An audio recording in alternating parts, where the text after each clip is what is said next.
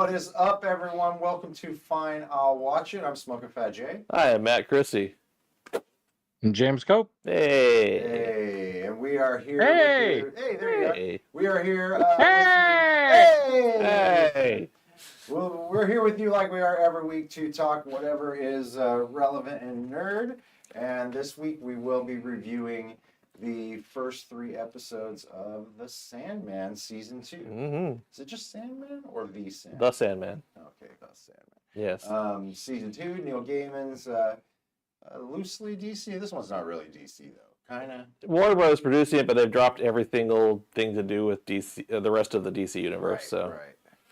So, Vertigo was all. It was, his run was during Vertigo's stuff, and that stuff was always kind of kept separate from DC. So I think that's kind of fine. Well, no. But what I'm saying is because we talked about during the first season that they except for the one dream sequence of that closet nerdy guy, they cut every single DC hero thing from the series. Yeah, except for the female version of Constantine or whatever, right? But that's still just but it's female, so it's not Constantine. Right. It's their own version of Constantine.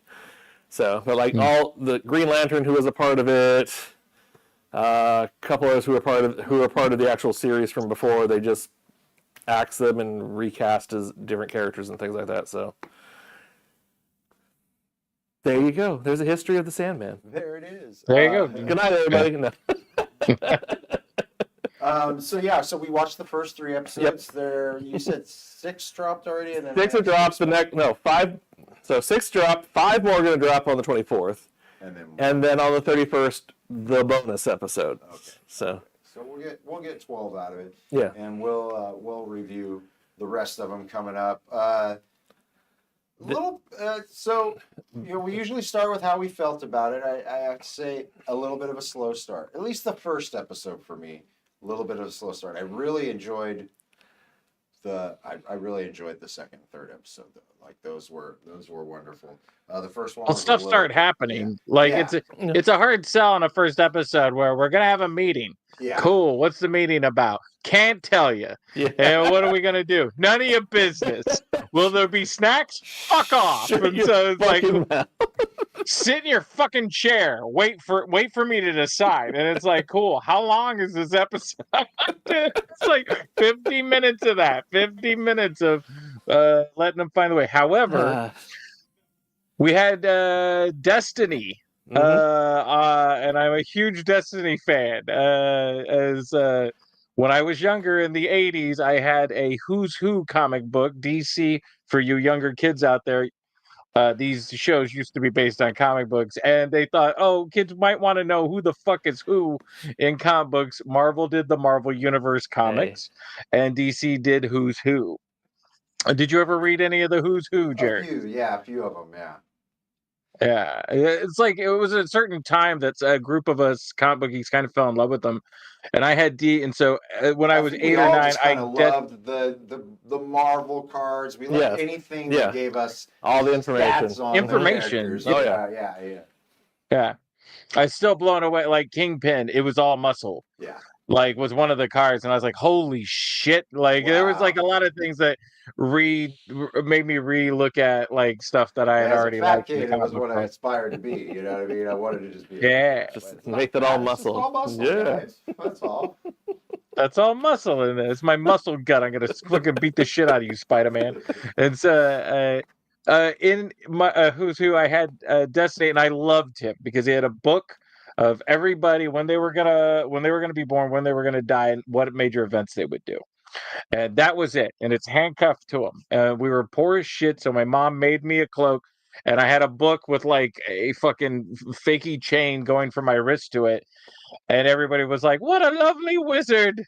And I was like, "No, I'm Destiny. Everybody in this book is who dies and when they die." And so I was doing that in 8 or 9. So that was wonderful. So it was nice to see Destiny. Zero surprise in this room. Definitely before school. James Cope. Walking around. Character carrying a book around that said when you die. So, Yeah, so I don't know. Even though the first episode was slow like that, you know. You were very excited to see Destiny. That's what it was. It took you back. That was Yeah, I was excited. I was the excited to see. grace of that episode for James. I was like, dude, there he is with his book and chain and everything. I'm like, done. All right, I'll watch this episode. Something about Neil Gaiman's writing. It grabs you, it holds you down, it just forces itself on you. Something It about doesn't apologize, not once, never with its writing. That's why I love it. Thank you and good night, everybody. Hey, there you go. We also get Delirium. Yes. His other The sister. introduction to Delirium, at least. Which is a great character. I really like the girl who plays it. That being said, after listening to the audiobook and hearing, what's the girl from Flight of the Conchords? Oh, yeah. Mikuchi? Not Mikuchi. Mikuchi, I don't think. No. Well, she No, was not on Mikuchi. Flight of the Cargo, but Yeah. you're thinking of Kristen Shaw, That's right? Yeah. Who's also on Bob's Yeah. Burgers. Yes. Yeah. Hearing her voice as Delirium in that audiobook, it was a little. It took me a little adjustment to get used to. That's a good choice, actually, for that character. Oh, yeah. But Especially the lines. She has some of the best lines in the book and the series. Carissa loved. What was the line that you loved? I lost time once. I lost time once. It It was the last place I looked for it. Yeah. Yeah. Love that Yeah. one. And then we'll get into it, but in the third, is it the third episode where they're looking for their brother? Or no, I'm ahead. I'm ahead of myself. No, they haven't got to that point yet. No, that's episode. But once you get to episode 4, there's a ton more lines from her that are just. Oh yeah, no. This first 3 episodes was the Key to Hell arc, Right. which is a slowish arc and just basically shows off more of the creativity of the world and everything else like that. It's one of those. Dude, It's the comic equivalent of, look, we need this to run longer. It was weird because it was like important to establish and do, but it did feel a bit padded here and there. But it was also kind of like, what's funny is halfway through that whole thing, it was like, oh, it's just like lame Game of Thrones. It's like, yes, we must all demand. First off, by the way, drama queen bitch extraordinaire Lucifer mad at everybody because hell isn't the way I want it. It's not the way I want it. So cut my wings off. I'm leaving. I'm going to sit on a beach. And it's like, dude, is everybody in the Neil Gaiman universe just the whiniest group of bitches ever? Yes. Where it's like, okay, Yes. fine. If anything Yes. episodes. Dude, as soon as I'm sorry, did you not watch the first season when all Big Dream was doing was bitching and whining about shit? Yeah, dude, and of course, spoilers for everything. If you don't realize that, yeah, we're gonna be spoiling a lot. But at the end of episode 3, with what happened, I was so waiting for him to put his mask back on. I so wanted him to put it's like he only had his mask on for like 10 seconds in the whole 3 hours of the first 3 episodes, and I being that guy, and he didn't wear it in the comic that much anyway, so I get that, but I still like to see him in it. I like to see him in his costume. So It's full power. It is a little bit of the DC stuff that I miss, is those jumping backs and like telling the stories of the DC characters that got a hold of the things, What I enjoyed was the final shot of episode 3 for this season, which by their count is episode 12. I believe so. Yeah. okay, Episode 12. Chapter 12. Sorry, was that you finally got the image of him in the comic with the pinpoint white centered eyes. yeah, And the shadow over the rest of his face and everything. That's like, oh, all right, we made it to that point. Yay! yeah. Nice minimalist sort of cool image. But I'm saying, but that was a prominent image of him in the comic series. It was like, now we got it. All right, cool. I do agree that these 3 episodes definitely had some padding, and the first being where I felt it the most. But something about this show, though, even the padding is so beautifully done somehow. Like the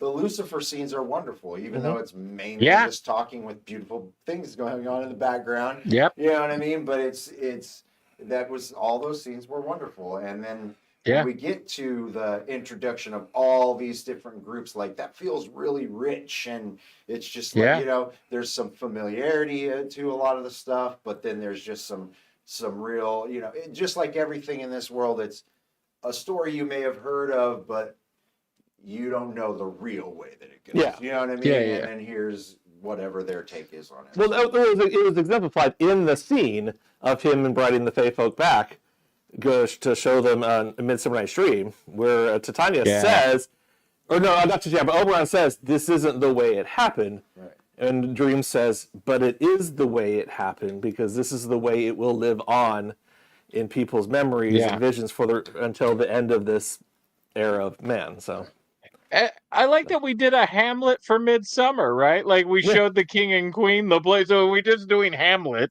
but we're doing Midsummer, and so that was kind of fascinating. Where it was like, all right, it's. But the funny thing for that real quickly is that Midsummer already contains a play within a play. We're going Scream with this shit. Yeah, we're going Scream. Were we waiting for exhibit play within a play within a play? Yeah. And Puck shows up and rewrites it as it's going on, apparently. It's like, all right. That is the Puck character thing played by King Joffrey. You want to talk about fucking Game of Thrones? Yeah. And he did wonderful, too. Yeah. It was really good to see him, because that kid got a lot of shit and basically had no work, I think, since Game of Thrones, because he played that part too good. And people fucking hate him, but to see him come in and do this and really kill it, it was real nice to see. Yeah. Whatever that actor's name is. Jackie Gleason. Jackie Gleason, that is. Yeah, it was Jackie Gleason. Yeah. It was a young Jackie Gleason. Playing King Joffrey. So no, all right. Well, let's run down what were the things that we did not care for in these first three out. And I'll start us off. Yeah. Fucking Neil Gaiman, not the worst thing he's ever done, but him and his human MacGuffins. We gotta go get a human MacGuffin, and it's he does that a lot in his writing, and I just I don't know. It's almost like I hate it, but I also he uses it well. Like the human MacGuffin is always something interesting or something we want. So it's not it's not the Skywalker Rises where we got to go get a magic wand to know where to find robot Jesus or some shit, whatever. I don't even remember what's going on in that movie. So Chopper would have killed everybody in that movie. Done right, Chopper cut. It changes the stakes. You know what I mean? Having that human MacGuffin, you know what I mean? It changes the stakes quite a bit. Where it's like, oh well, you're only telling me what this thing could or couldn't do, but you're not going to show me that it can or can't until the end. So it kind of makes it hard for you to give a shit about it. Whereas a human, you understand that connection. Yeah. And so that was kind of one of the big things that started with me, where I was kind of like, and then we kind of. It's part of the plot very much felt like What Dreams May Come. Like it kind of felt like, oh, we're gonna go to hell to save our wife, and it felt a little Richard Mathesy to me, where it was like, oh, okay, well, I've seen this story before, I know how it ends. Which this would be a better ending to What Dreams May Come if we get out his wife and she's like, you know what, fuck you, and that would be it's a different way to take it.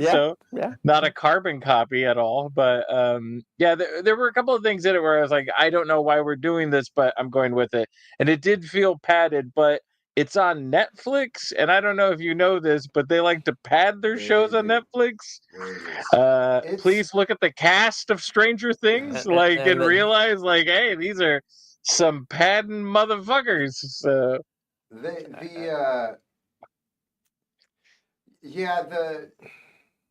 storyline that was a little slow was my biggest issue that I had with these 3 episodes, but I think it picked up well at the end, so it didn't really bother me. It was just a bit of a slog getting through that first episode. Yeah. That being said, like I really do like the, that slow burn into him, that whole conversation of, oh yeah, I did this thing, this is a bad thing, I should make up for this thing, and Yeah. as you go on, you see more of that where it's like, oh, okay, he's, he seems to be taking a bit more responsibility. When we started this series, he was kind of in a rut. You know what I mean? It was just. He's trapped in a fucking bottle. Well, but even Yeah. before that, it seemed like even before that, because when he gets out of that, he was just kind of I was just going through the motions. Yeah. I've been doing this from eternity, you know what I mean? And I've just been going through the motions. But now he seems, after that event of him being trapped for so long, he seems to have now been like, reconnecting with things, some things that he was connected to before, making new connections with things, making amends for things, but you still see that kind of hubris within him that he's got to fight against a bit. You know what I mean? Yeah. And, I thought those little subtle things were really, really compelling. Of all the siblings, of all the Endless, he is the one that seems the least into what he is supposed to do, which makes it a weird character choice of somebody to follow. Right. Mm-hmm. It's like, I'm king of all dreams. Yeah, but I'm gonna leave every other episode. Cool. Yeah. Say, can I step out here for a second? Well, they're all connected to some sort of like human element, but his seems to be maybe one of the, if not but one of the most like truthful ones, because I feel like in your dreams you're letting it all go. You know what I mean? You're truly trying to be whatever you wish you could be. You know what I mean? There's no limits like within the real world of what the possibilities are. So you're kind of, whatever good or bad that might be. You know what I mean? You're kind of seeing a more honest reflection of what that person at least wants to be. You know what I mean? Yeah. Where you're a little more base desires when you're talking about desire, or despair. You know what I mean? These are things that you kind of fall into, but they're not necessarily who you are.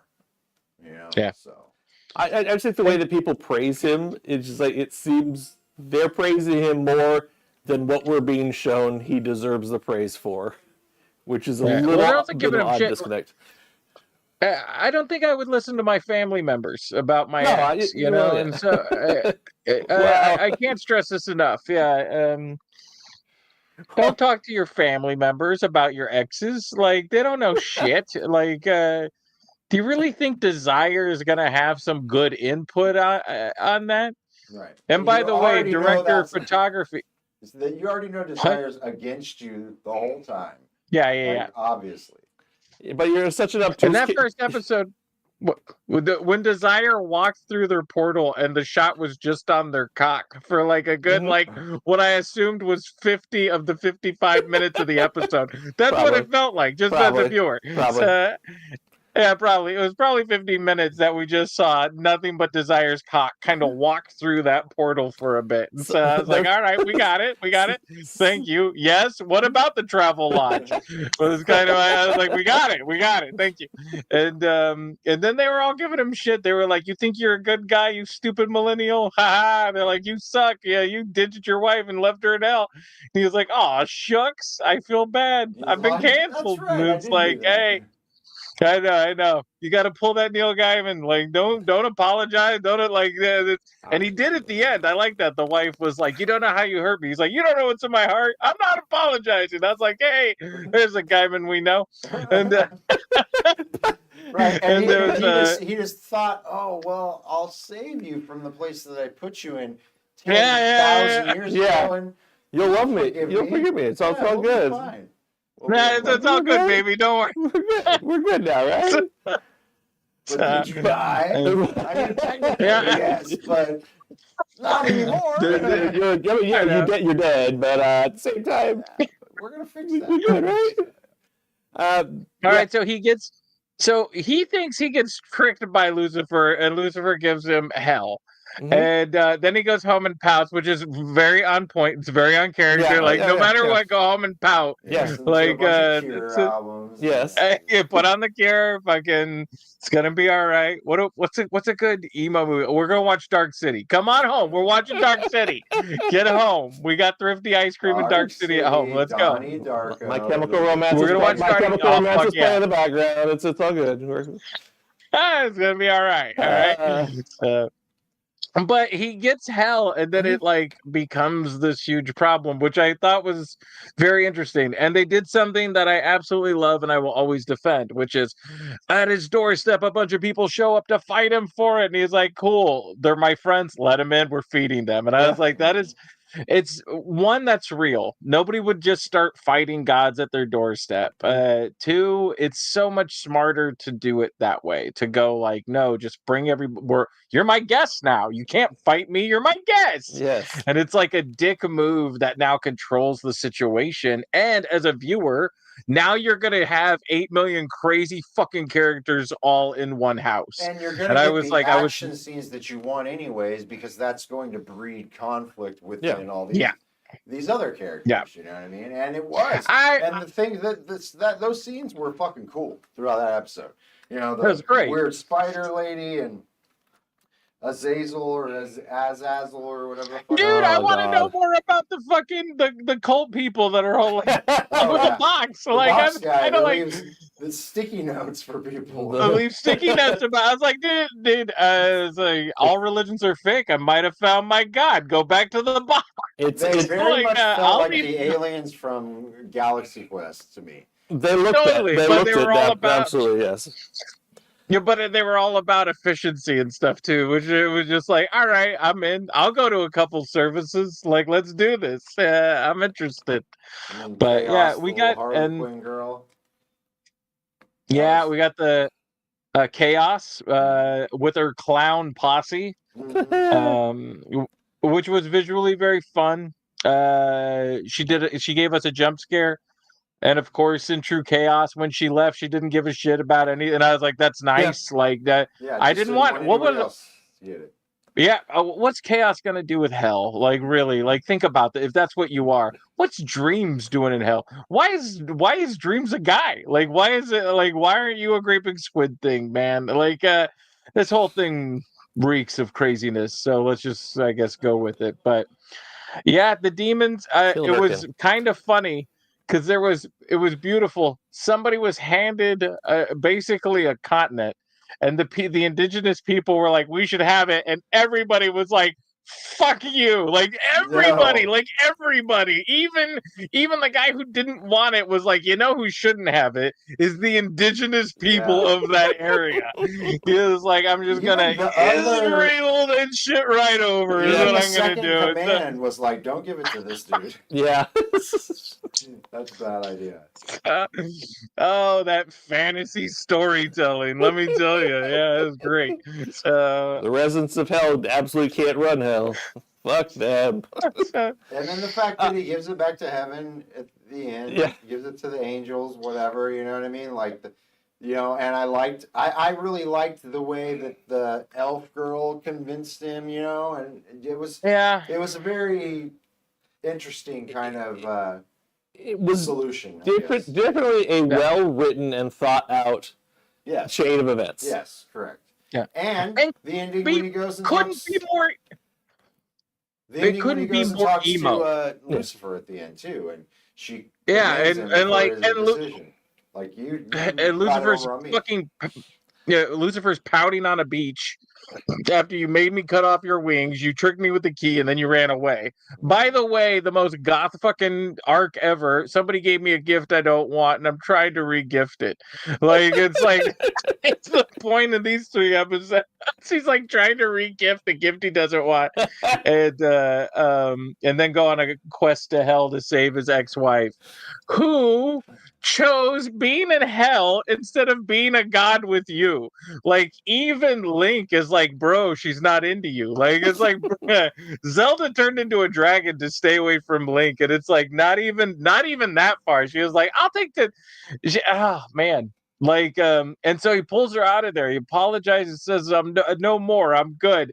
She's like, yeah, I don't know. I have a lot of things going on in hell. I'll just see you when I see you, pal. And takes off. And it's just, I know it would have been done for Technically, she goes comedy back at to last, but Earth, not back to. I know she goes to Earth, but she goes anywhere where he isn't. Mhm.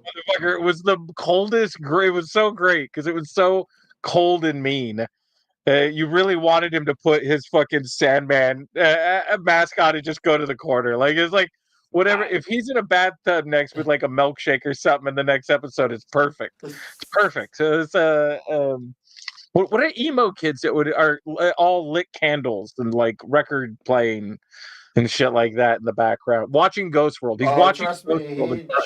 he chooses a very emo way to go after this episode. Yeah. He goes and cuts himself for a bit. I've And then, watched a couple of them so far. Yeah. He watches American Beauty, but with no sex or drug references. He just watches the bag scene and shit. Like, he's like, no. When it gets into sex and drugs, I fucking turn that shit off. I'm here for the art, goddammit. He watches the Disney cut. yes, he has his own You thesis. watch. His own thesis on how that bag scene is. Exactly. The Kids Bop version. It's Kids Bop American Oh, Beauty. nice. Kids Bop American Beauty. So, okay, so do we got anything else to talk about? I'm gonna say the other thing. I know they decided to do one more season despite everything, mostly because they had started it and said, "Fuck it, we're gonna finish this." Sure. But the money they're trying to throw at this is a little off at times. The first season, yeah, they had some CGI, but it wasn't terrible. Right. This season so far has had some good CGI that's worked with the scenes, and then some just terrible CGI they threw in because they wanted to try stuff and say, maybe you didn't need to do it that way, but you chose to do it anyway, so... Yeah, Congrats, the I thing that guess. bothered me most was some of the sets, and I understand it's Dream World, but there were too many shots of like, we're clearly on a green screen set and there's nothing here. It's like, and it's like, I know that is the way now, but it was also, well, I don't know. It's such imaginative shit that like the scenes where it looked like it was a green screen, I was just like kind of like rolling my eyes, but then the very next scenes were everybody in the castle, everybody in his home turf, and I kind of liked it. And I liked that the demons fucking went full Langoliers 1990s CGI every now and again. Like Langoliers too. God damn it! I was 100% gonna say Langoliers. I was like, and it was 90s looking Langoliers. It was all like, over the place. the guy who designed Langoliers, who's like living in a studio apartment making ramen right now, Doing the fucking like Leo thing right now. yeah. He saw this and was like, they finally got it. They finally got it right. Like, yeah. So still waiting. And you also But because you also have scenes like in hell, like when they're in hell, and Lucifer was talking to Dream in hell. That's a real set they're on. And then they decide to step outside. Cool looking, Then they decide to step outside the door and start into a green screen set. It's like, why? You were already there. You're good. Yeah, I was like, can we go back to the real set, You please? have just built it the door. Yeah, exactly. It's like, and that's the thing, and I understand with costs and everything, but it's also like if you have a set, find a way to just keep it there. Like Matt said, I have a feeling that a lot of funding got pulled from the rest of making the season. So it does feel very much like we killed it last season. We got all the money we need, and then he did what? oh, that money. No, my money. My money. Wait. Try to We gather got all this other shit to shoot. Well, you better do it on. Try to gather it in while Zaslav's distributing it off to his tax write-offs. No, you can't have anybody come and teach you how to say his Oh my God! You can't. We don't have money for that. Fucking this show wanting to be the one show is like, we're gonna say it our way. And I'm like, right. that's wrong. It is a choice, but it's a wrong choice. Yeah. The history of man in pronouncing this demon's name, has referred to him as Azazel. And what do they say? Yeah. How do they Azazel. Azazel. No. Azazel. Every time it was said, I was like, you're stuttering, really. it's like, how many cuts did you have to get it to say correctly? Because in your brain, you know how it should be said, and you have to say it this wrong way now. Someone said it's it that little- way first, and then everybody just had to match it from there. Fucking Guyman came on Yeah. set. Guyman came on set one day before he got drug away, and was like, Azazel. He's all drunk. Yeah.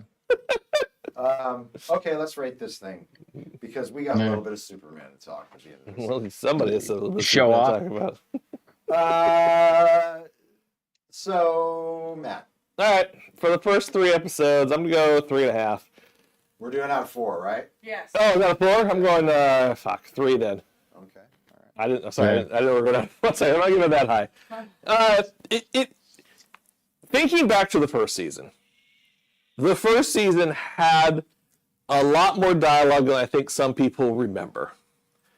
It was good dialogue. They were well-written scenes. They were well-acted scenes. Like David Thewlis' character, this homicidal maniac, who you didn't see him kill anybody. You just saw him influence certain people. And then that great scene of him in the car, having her drive him to the restaurant. So I was like,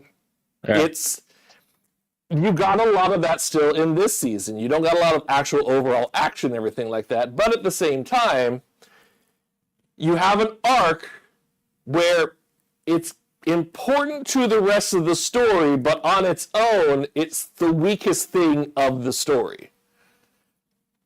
Like the battle between Lucifer and Dream in the first season was cool. The battle of the mind, the battle of the one-upsmanship battle, which is on par with Sword and the Sorcerer. yeah, Sword and Stone, Sword and Stone. Yeah. But now you got her. My revenge on you is to give you hell, and now you have to decide what you're gonna do with it. And yes, you got a lot of great characters. You got like great scenes out of those characters, but still, as an overall arc, it's not the greatest thing. And if that's what you showed to somebody would probably, all right, that's cool, and never watch Sandman again. I don't know, man. Yeah, I think it was pretty good. I don't really. I go back and watch that first episode again because it is kind of slow. That first episode is kind of slow, and not much happens until I think episode 2 or 3. And I think this, though, yes, I agree that first episode was really slow. I think 2 and 3 were paced well enough for me, maybe even better than those first 3. Yeah, I still give it a 3 out of 4. It's just that all I'm saying, right? I mean, you're rating it. Like all I'm saying is, as an individual arc, if that's what you saw, if that's what you showed somebody, this is Sandman. Just that arc as its own thing, people would say, okay, that's cool, and then not necessarily want to get into the rest of it. 3 was the death episode, right? Episode 4. It was 4. Okay. 4. The first 3 episodes was him escaping and coming back to the world. Then 4 started introducing. They had him everybody else. locked in a glass bottle in the first 3 episodes, and I was like, fucking absolutely on the edge of my seat watching it. I was just like, oh my god, like, and so the right writers and stuff, you come up with the right sort of concept and dialogue and characters, you can really make things work. I for me on this one, I'll give it 3 out of 4 too, and that's being nice. It's still problematic, not as problematic as some things with the Neil Gaiman, but it was kind of like where what was funny was, and I think one of the reasons why the first 3 episodes might not work as well as season 1 is everybody's just kind of whining and complaining for the first 3 episodes too. Like that's kind of the subtext of it. Like the devil doesn't want to be the devil. Dream's got hell, doesn't want hell. Destiny's calling everybody, won't tell anybody what's going on. So like everybody is kind of like trying to get rid of shit the entire time, or like I need hell because everything in my life sucks. Everybody's just complaining, whining. As we're first season, there was more very proactive, where everybody was like, I need to get this done, this has to, oh, it's you motherfucker, I'm gonna murder you, stuff like that, where it was like there was a lot of movement for that. Still fun. Still fun. I was, and yeah, episodes 2 and 3, I was into it. I'll watch the rest of this without a doubt. Yeah. I'll go a little bit better. I'll do 3.5 for me. I dug it. You know what I mean? I'm in for the Yeah. rest. I already kind of started watching some of the rest, and yeah, I mean, I already know where it's going. You know what I mean? So so there's things that I'm excited to see.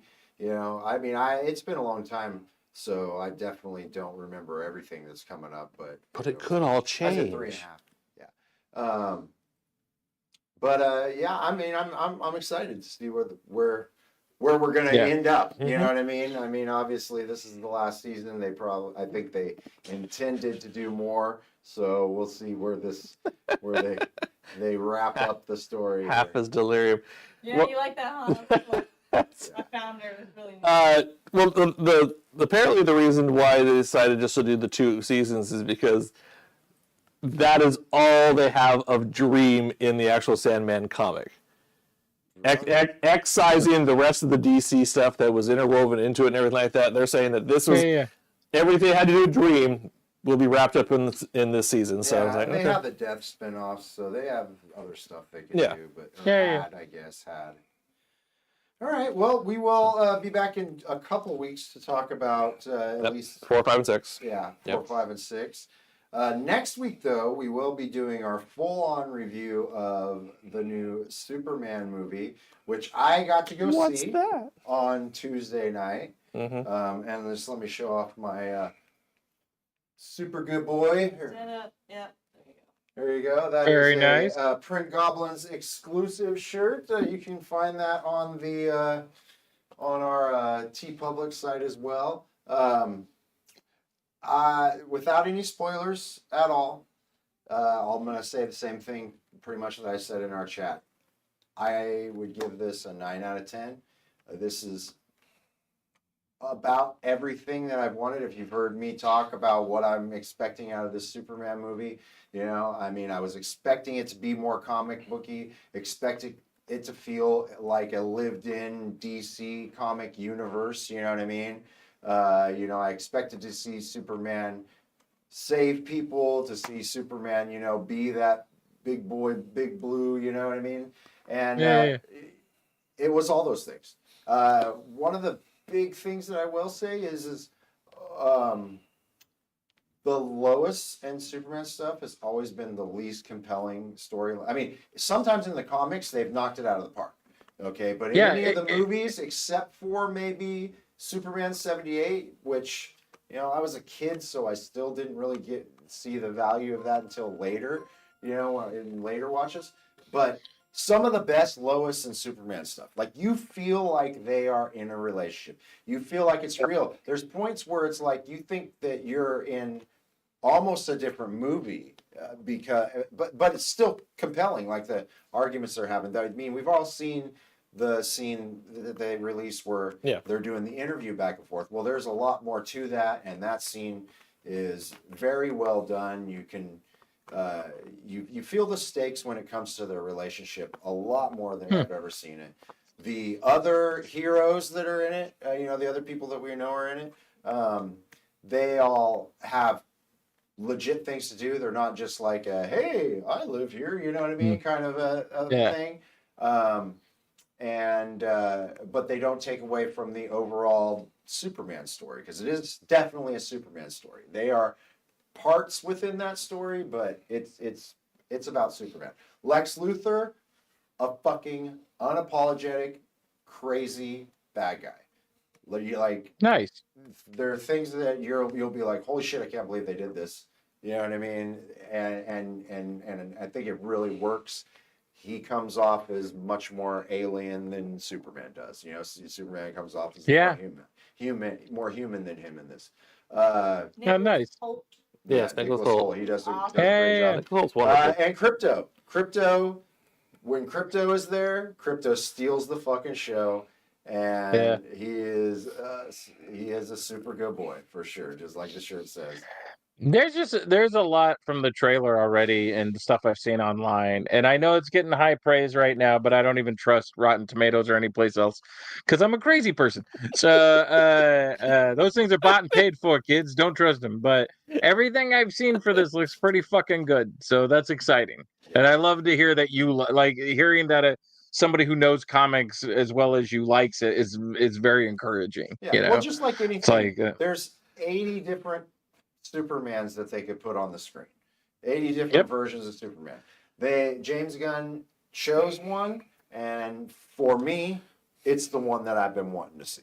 You know what I mean? Yeah. It's the one that I've been wanting to see. I will say one more thing, at risk of being slightly spoilers, but I don't think it will be. But we all remember in the Flash movie, the baby scene. All right, and how Yeah. horrible that scene was. How could we forget? There is a very similar thing that happens in this movie that when I saw it start to happen, I was all, oh boy, here's where they might lose me. But it fucking pays off. I feel like it's like Okay. James Gunn saying, hold my beer. Like, I'm going to show you how this is done. Yeah. And it didn't bother me Okay. in the least. Man, came was off that really was good. a rough that was like a rough year because we had the Marvels have alien cats eat everybody to save them, which Mhm. was like that's your plan? That's your fucking plan? Like all right, you suck and your plans are shit, but we're watching your movie. And then we got to watch The Flash with flying hot dogs and flying babies. And yeah. Yeah.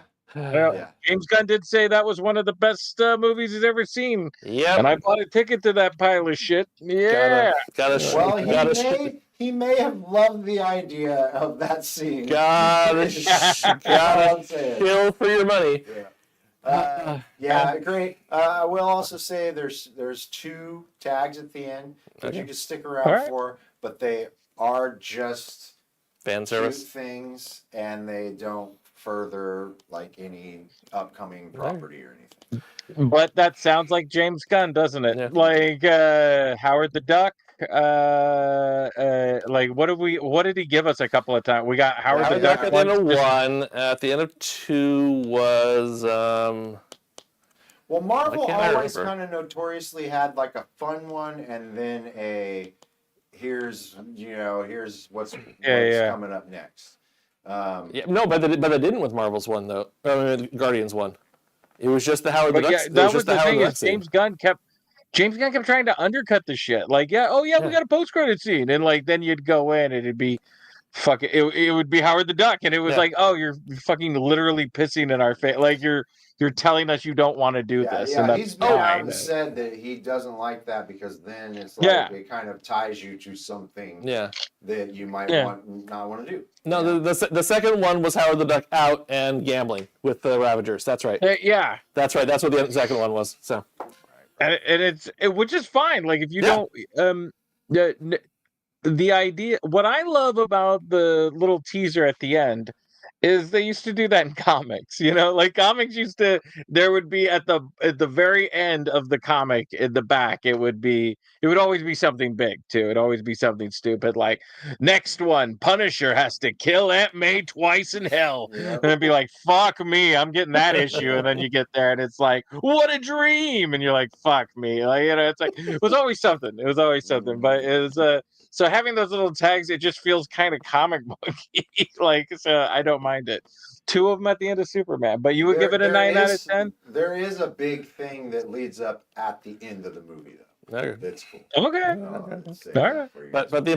the important question on all our minds, Jared, is does Pa Kent run out into a tornado to save the people? Pa Kent does not do any running, and if Alright. you see Ma and Pa Kent in this movie, those motherfuckers don't do much running because they're old as shit, which I really liked. Ma, you haven't seen Ma in any of this stuff, but Yeah. You saw it once. but she's wonderful. You haven't Okay. heard her Yeah. talk or anything? She's wonderful. She's just an old lady. They're just old farmers. Mhm. And, Yeah. like the way she talks to him is real funny too. That's another thing. Like the comedy in it, it's not Marvel. They're not trying to be quippy or anything. Mm-hmm. The funny stuff is funny, but it's vanilla. It's Superman. You know what I mean? Like it's Yeah. it would be Christopher Reeve's version type of funny. Like they don't push a lot of lines. They do curse though. They say shit quite a bit in this. I think even Superman might say shit in this movie. You know what I mean? But they're, so like it still feels realistic, but the comedy is funny, but it's not. There's a couple laugh out louds, but mostly chuckle stuff. You know what I mean? But All it right. feels like that's what's meant to be. You know what I mean? It's not like Yeah. it's like oh yeah. Well, DC's never been the ha-ha funny type for movies anyway. No. Go back and read those Ambush Bug comics. I'll stand by the Ambush Bug 1 through 4. The original run of Ambush Bug was Daredevil, or was Deadpool before Deadpool. So was Groucho Marx. So was Bugs Bunny. So it doesn't really matter. That character archetype has just been done to death. I'm just gonna send you copies of the Mighty Mites. All right. There you go. Yeah, we can do some Mighty Mites. All right, I'm gonna watch this. I think next week before we're gonna review this next Thursday. Yeah. You're gonna watch this weekend Sunday. or next week, Matt? I'm watching it on Sunday. Yep. And I'm sure I'm gonna go catch it again this weekend for sure. So Nice. I should watch it. all right, and Carissa will be seeing it this weekend. All right. We'll all be ready. We'll have reviews ready to go. Talk about this. Well then, until next week, make sure that you like, subscribe, and follow us to get this review we got coming up next week, and all the rest of this nerd shit. Make sure you look out for Print Goblins for this shirt and everything else. Boom! There's the QR. It's been up above your head for a Oh minute. well, I missed it. You were talking. I did it again just for you. Yeah, you were talking through it for like 5 minutes. Or you can hit this one too. Order the Or shirt, or Neil Gaiman's gonna come get you. Neil Gaiman's gonna make you his house guest. There you go. Yeah. All right. Yeah, Until but next order week. the shirt, or you got to do one dinner with Neil Gaiman. You got to either do a dinner with Neil Gaiman or order the shirt. My dinner with Neil. He eats you for dinner. I'm smoking Phat J. I'm Matt Christy. I'm James Cope. All right, we'll see you guys next week. Bye.